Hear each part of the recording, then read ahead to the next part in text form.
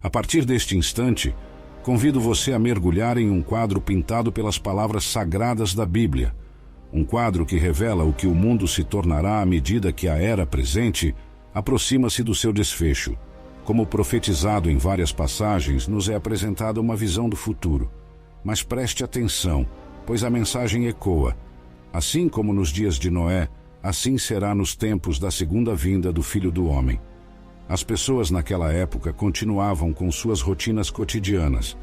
Comiam, bebiam, casavam, eram dadas em casamento. Parecia que suas mentes estavam imersas na mundanidade, alheias à presença divina. Era um mundo indiferente a Deus, até aquele dia em que Noé entrou na arca e o dilúvio veio, destruindo tudo. Semelhantemente, nos dias de Ló, o cenário era o mesmo: comer, beber, comprar, vender, plantar e construir. Os negócios prosseguiam como de costume, sem reflexão sobre seus pecados. Mas no exato dia em que Ló deixou Sodoma, do céu caiu fogo e enxofre, destruindo a cidade. A mensagem é clara: o dia da revelação do Filho do Homem seguirá esse padrão. Nesse dia, quem estiver no telhado de sua casa com seus pertences dentro dela, não deve descer para pegá-los. Da mesma forma, quem estiver no campo, não deve olhar para trás, lembrando o destino da esposa de Ló quando ela fez isso. Aquele que busca salvar sua vida acabará perdendo-a pela morte, mas quem a perde neste mundo escapará das consequências do pecado e da separação de Deus. Eis o alerta. Nessa noite, quando o Messias retornar, 2 estarão deitados numa cama. Um incrédulo será levado em julgamento, enquanto um crente permanecerá. 2 mulheres estarão moendo juntas. A não crente será levada e a crente permanecerá. 2 homens estarão no campo. Um será levado e o outro ficará. Quando lhe perguntaram onde isso aconteceria, ele respondeu: onde estiver o cadáver, ali se ajuntarão os abutres. Essa mensagem é clara como as águas do dilúvio e ardente como o fogo do céu. A lição de Noé e Ló nos lembra que a vida cotidiana não pode obscurecer a realidade da eternidade iminente. É hora de prosseguirmos nesta jornada, mergulhando mais fundo na essência das palavras. Assim como nas histórias de dilúvio e da punição de Sodoma e Gomorra, Jesus nos alertou que, quando ele retornar, haverá uma sensação de normalidade.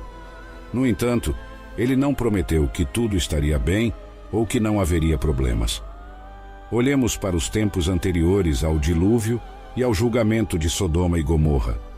As condições eram terríveis, mas a maldade era aceita como normal e rotineira. A palavra traduzida como revelado é apocalíptico, da qual derivamos nossa palavra moderna apocalipse. No entanto, a antiga palavra grega traz consigo a ideia de revelar ou desvelar. Quando o dilúvio de Noé chegou, pode-se imaginar pessoas tentando proteger seus pertences, enquanto elas mesmas pereciam em vão. Da mesma forma, se alguém estiver preparado para a segunda vinda de Jesus, não se preocupará com as coisas materiais deixadas para trás. O foco do coração não deve estar no que está na casa, mas no que está no céu. É lembrado a todos: não olhem para trás como a esposa de Ló. Ela desobedeceu a Deus e olhou para trás para Sodoma, provavelmente com arrependimento e talvez com apego. A esposa de Ló foi transformada em uma estátua de sal, enquanto ela e sua família escapavam do castigo. Jesus aqui alertou seus seguidores para não olharem para um mundo perecível, prestes a ser julgado, mas para fixarem seus olhos na libertação que Deus lhes oferece. A esposa de Ló, uma mulher sem nome mencionada poucas vezes na Bíblia, teve um fim prematuro devido à sua desobediência à palavra do Senhor.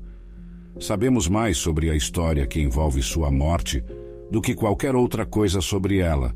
A esposa de Ló teve todas as oportunidades de viver. Embora não tenhamos seu nome, podemos fazer certas suposições sobre ela. Ela estava familiarizada com o Deus a quem Ló servia e tinha Abraão como tio, de quem poderia ter aprendido muito. Ela teve a bênção de ter os anjos de Deus em sua casa. Eles a conduziram para fora de Sodoma, mas de que adiantou tudo isso no final? Toda a graça de Deus foi desperdiçada nela. Aqui encontramos lições cruciais.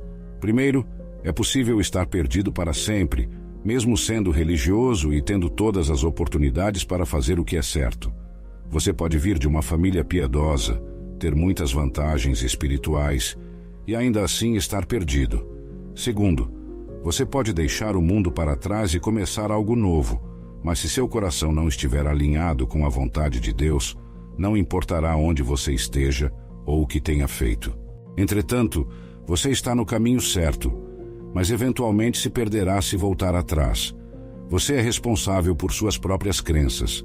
Olhar para trás foi desobediência, porque Deus havia claramente instruído a esposa de Ló a não olhar para trás, mas seguir para as montanhas e não retornar. Não houve tempo concedido para ouvir todas as desculpas ou razões dela para desobedecer. É por isso que lutamos com as lições de Uzá, Ananias e Safira. Elas expõem a justiça pelo que é e revelam a posição de Deus quanto à desobediência.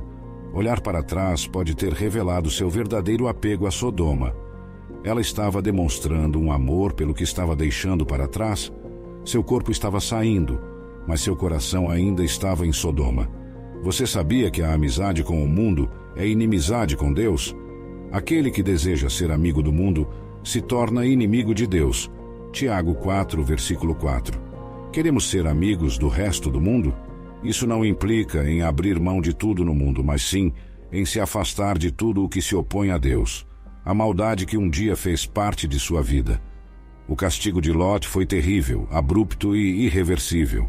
Ela foi negada outra chance de fugir quando olhou para trás. Toda misericórdia previamente estendida foi abruptamente retirada. A Bíblia não entra em detalhes sobre o que acontece, e o resultado é revelado como uma consequência natural de sua decisão. Chegará um momento em que todas as oportunidades de obedecer a Deus terão acabado. Algumas pessoas zombam da pregação e ensinam que se refere ao inferno ou a qualquer julgamento iminente. Elas veem isso como táticas de assustar, destinadas a assustar crianças e tolos que são demasiado sábios para acreditar. Mais do que qualquer outro assunto, Jesus falou sobre o inferno. Suas palavras inspiraram imagens de ranger de dentes e fogo inextinguível. Considere os inúmeros exemplos de pessoas que tiveram a oportunidade de fazer o que era certo e depois perderam essa oportunidade para sempre.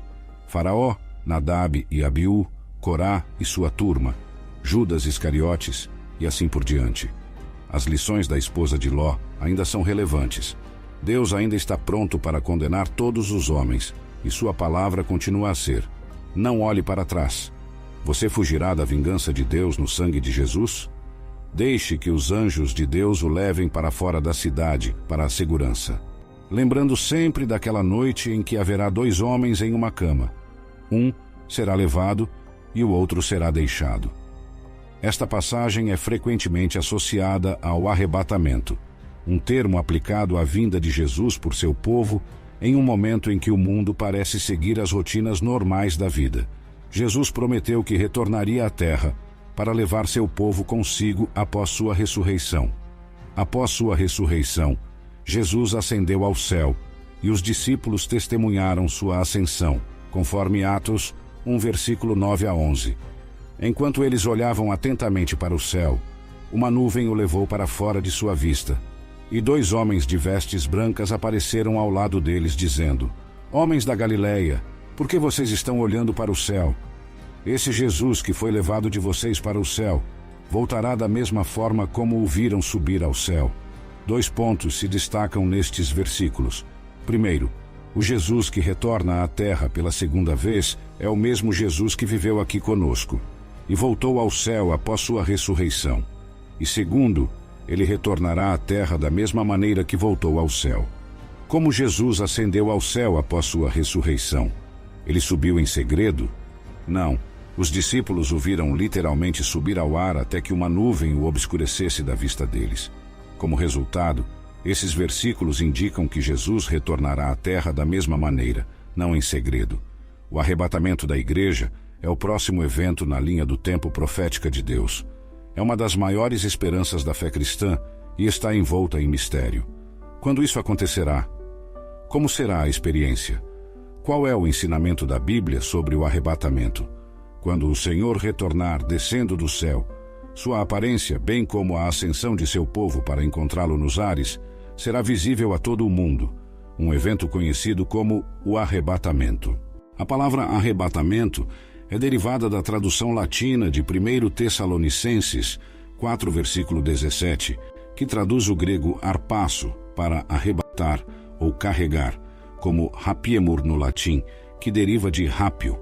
A palavra grega arpazo aparece 14 vezes no Novo Testamento, com 4 significados diferentes, cada um dos quais nos ajuda a entender o que Paulo está falando no versículo 17. Depois nós, os que estivermos vivos, seremos arrebatados juntamente com eles nas nuvens, ao encontro do Senhor nos ares, e assim estaremos para sempre com o Senhor. Nas nuvens para encontrar o Senhor no ar, e assim estaremos com o Senhor para sempre. Jesus se dirigiu aos seus discípulos, que eram claramente crentes, em João 14, versículo 1 a 3, prometendo preparar um lugar para eles na casa de seu Pai. Assim como os cristãos de hoje, eles eram membros da família da fé. Podemos traduzir facilmente 1 Tessalonicenses 4, versículo 17, que diz que seremos arrebatados para encontrar o Senhor no ar. Essa tradução seria totalmente aceitável neste caso. E quanto a essa palavra arrebatamento, é um termo fascinante e cativante. A palavra grega é arpazo. Várias passagens no Novo Testamento usam essa palavra para nos dar uma imagem clara do que será o arrebatamento. Primeiro, em João 10, a palavra é usada 3 vezes para descrever um lobo arrebatando uma ovelha do rebanho. É violento e repentino. Portanto, aqui está uma lista das características que o arrebatamento implica. Acontecerá sem aviso prévio. Será súbito e enérgico. Não haverá tempo para se preparar. Portanto, teremos uma separação súbita, dramática e eterna de pessoas que são próximas umas das outras. 2 mulheres trabalhando no moinho, 2 homens trabalhando no campo e até mesmo 2 pessoas que compartilham a mesma cama. Quando o arrebatamento ocorrer, uma será arrebatada e a outra será deixada para trás. Qual destes seremos nós, arrebatados ou abandonados? As palavras de Jesus, um será levado e o outro será deixado, parecem descrever esse fenômeno de ser elevado às nuvens para encontrar o Senhor no ar. Isso acontecerá durante o curso normal da vida, enquanto alguém dorme na cama, enquanto o outro está moendo grãos e enquanto o outro trabalha no campo. A ênfase está na prontidão. Jesus virá repentinamente e em um momento inesperado. Algumas pessoas se perguntam se o momento é adequado para Jesus aparecer agora, tanto para salvar seu povo, quanto para punir o mundo por rejeitá-lo. Podemos afirmar isso com uma boa dose de certeza. A Bíblia fala sobre como o mundo estará politicamente, economicamente, espiritualmente, socialmente e militarmente antes que Cristo volte. Podemos dizer que as condições existem hoje e o cenário está montado. 2 dessas passagens proféticas descrevem sociedades históricas reais, e Jesus nos diz para estarmos cientes disso. Ele diz que no dia de sua vinda, o mundo será como nos dias de Noé e nos dias de Ló. Quais eram as características distintivas dessas sociedades e como nosso mundo se compara? Nos dias de Ló, Jesus compara os tempos finais não apenas com os dias de Noé, mas também com os dias de Ló. Ezequiel 16, dirigido à cidade de Jerusalém, compara Jerusalém com Sodoma, e é o que o Senhor diz sobre Sodoma. As abominações cometidas por Jerusalém foram piores do que as de seus predecessores pagãos, os hititas, amorreus, Samaria ou Sodoma. A perversão sexual era apenas um dos pecados de Sodoma. A iniquidade de Sodoma também incluía excesso de comida e uma abundância de ídolos. Como isso descreve nossa cultura moderna?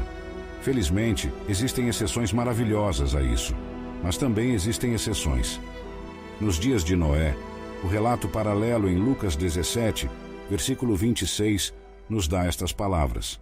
Assim como foi nos dias de Noé, será também nos dias do Filho do Homem. Para compreendermos os dias que antecedem o retorno de Jesus, precisamos descobrir como foram os dias de Noé. Para um relato desses dias, examinaremos o livro de Gênesis em busca dos elementos essenciais. E aconteceu que, como os homens começaram a multiplicar-se sobre a face da terra e lhes nasceram filhas, viram os filhos de Deus que as filhas dos homens eram formosas e tomaram para si mulheres de todas as que escolheram. Gênesis 6, versículo 1 a 2. Acredito que a expressão filhos de Deus usada aqui e em outros lugares é uma designação para anjos. A imagem é de seres angelicais de um plano sobrenatural, um plano acima do nível da terra, que desceram e tiveram relações carnais com as filhas dos homens, ou seja, mulheres humanas. Também vemos que quando isso começou a acontecer, Deus estabeleceu um prazo claro de 120 anos para a humanidade. Esta é a primeira imagem das condições específicas da época de Noé. Poderíamos resumir isso com uma frase como esta: nos dias de Noé, havia pressão intensa e penetração dos raça humana pelo reino oculto, um reino espiritual invisível. O próximo verso em Gênesis 6 nos dá uma descrição adicional do mundo nos dias de Noé. E viu o Senhor que a maldade do homem se multiplicara sobre a terra, e que toda a imaginação dos pensamentos de seu coração era só má continuamente. Gênesis 6, versículo 5. Talvez pudéssemos resumir isso com a frase corrupção universal do pensamento e da vida. Tudo havia sido envenenado. Imagens, discurso e conceitos, todos permeados por algo impuro e imundo. A próxima característica distintiva da época de Noé era que o mundo estava cheio de violência, e encheu-se a terra de violência. Gênesis 6, versículo 11. A palavra corrompida provavelmente resume a condição tão bem quanto qualquer outra palavra poderia. Havia corrupção total em todos os relacionamentos que associamos à carne. O lado positivo é um aviso para a sobrevivência. Apresentamos os elementos malignos que eram evidentes nos dias de Noé e Ló. Como vimos, várias formas de mal eram desenfreadas. No entanto, seria errado encerrar essa imagem dos dias de Noé e Ló sem também mostrar o lado positivo, pois havia um lado positivo em dois aspectos principais. Há um lado bom nos dias de Noé, pois Gênesis 6, versículo 9 diz: estas são as gerações de Noé. Noé era varão justo e reto entre os seus contemporâneos. Noé andava com Deus. Entre todas essas pessoas, havia um homem que tinha um relacionamento íntimo e pessoal com Deus. Deus podia falar com ele e contar como via a situação e o julgamento que estava prestes a trazer. Para nós, como crentes, Noé estabelece um padrão que devemos seguir. Noé e sua família foram os únicos sobreviventes daquela tragédia. Parece claro para mim que apenas aqueles que vivem como Noé e sua família sobreviverão hoje. Hebreus 11 tem apenas um verso sobre Noé. Pela fé, Noé, divinamente avisado das coisas que ainda não se viam, temeu, e para a salvação da sua família, preparou a arca, pela qual condenou o mundo e foi feito herdeiro da justiça que é segundo a fé. Hebreus 11, versículo 7. Aqui está a característica que quero destacar. Noé não foi deixado na ignorância do que estava por vir. Como servo fiel de Deus, ele recebeu diretamente de Deus uma revelação sobrenatural do que aconteceria na terra e como ele e sua família deveriam se preparar, enfrentar e sobreviver. Deus advertiu Noé antecipadamente e mostrou-lhe um caminho. Assim como os elementos negativos da história se aplicam ao tempo presente, o mesmo deve ocorrer com esse elemento positivo. Noé vinha advertindo as pessoas sobre um dilúvio por 120 anos. Um dilúvio nunca ocorreu na história da Terra. Na verdade, somos informados nos capítulos anteriores de Gênesis que nunca havia chovido na terra. Imagino que quando a mensagem chegou de que Noé entraria na arca, as pessoas olharam e ficaram admiradas toda vez que passavam por lá. Posso ouvi-los começando a contar piadas bobas e insignificantes sobre o velho e louco Noé. Todo mundo sabe que não vai haver um dilúvio de água. Como isso sequer é possível? No entanto, a Bíblia diz que um dilúvio de água veio. Depois que Deus julgou o mundo uma vez com água, Ele o julgará novamente com fogo. A maioria das pessoas nos dias de Noé não acreditava no julgamento de Deus. Na arca, apenas 8 pessoas foram salvas. Infelizmente, a maioria das pessoas em nosso mundo hoje também não acredita. Em 2 Pedro 3, versículos 5 a 6, Pedro escreveu: Pois, deliberadamente, esquecem que há muito tempo, pela palavra de Deus, existem céus e terra, emergindo da água e mantidos unidos pela água. Pela mesma palavra, os céus e a terra que agora existem estão reservados para o fogo, guardados para o dia do juízo e da destruição dos ímpios. Um dia, o mundo será julgado. Você está seguro na arca? Gênesis 7, versículo 16, diz que o Senhor os fechou dentro da arca. A mesma porta que fechou aqueles do lado de fora é a porta que fechou aqueles de dentro. As mesmas águas que destruíram o mundo foram as águas que elevaram a arca. 3 maneiras pelas quais o arrebatamento pode afetar nossas vidas hoje. O arrebatamento tem o poder de transformar nossas vidas. É uma fonte de conforto e esperança pessoal. Paulo escreveu aos Tessalonicenses sobre isso para amenizar o sofrimento deles pela morte de seus entes queridos. A morte não é o fim. Os efeitos da morte serão revertidos pela ressurreição dos crentes que morreram. Todos que perderam um ente querido para o flagelo da morte podem encontrar consolo no conhecimento de que os verão novamente. No entanto, também é uma fonte de força. Na noite em que foi preso, Jesus prometeu a seus discípulos que voltaria por eles. João 14, versículo 1 a 3 na Ara diz: Não se turbe o vosso coração. Credes em Deus, crede também em mim. Na casa de meu pai há muitas moradas.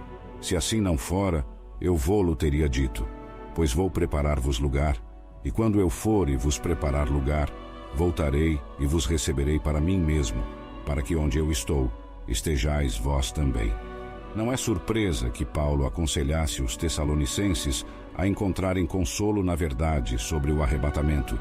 1 Tessalonicenses 4, versículo 18 diz: Consolai-vos, pois, uns aos outros com estas palavras. Enquanto aguardamos o arrebatamento, ele pode ter 3 efeitos em nossas vidas agora. Primeiro, podemos viver com expectativa. Segundo, podemos viver com dedicação. O tempo está passando e não teremos sempre tempo para ganhar almas para Cristo ou dedicar nossas vidas ao seu serviço. Terceiro, podemos viver com preparação. Se Jesus Cristo voltasse hoje, você o receberia com alegria ou temor? Qual mudança você se comprometeria a fazer diante da iminente volta do Senhor? Em resumo, o arrebatamento é um evento no qual todos os que confiaram em Cristo, vivos e mortos, serão subitamente elevados do chão e se unirão a Cristo no ar.